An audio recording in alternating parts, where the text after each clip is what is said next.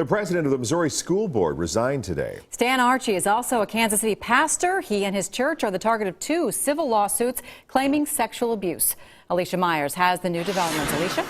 Well, that's right. Stan Archie is a reverend at Christian Fellowship Baptist Church, and today he notified Governor Jay Nixon that because of any potential distraction caused by the lawsuit, he's resigning as both president and member of the Missouri State Board of Education. A lawsuit filed this week claims Archie had an inappropriate relationship with a girl. She claims it began when her mother took her to Archie for counseling when she was 15 years old.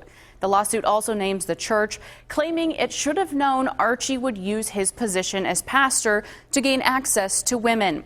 Another suit filed late last year claims Archie started a counseling and pastoral relationship with a woman that eventually became sexual and ruined the woman's marriage.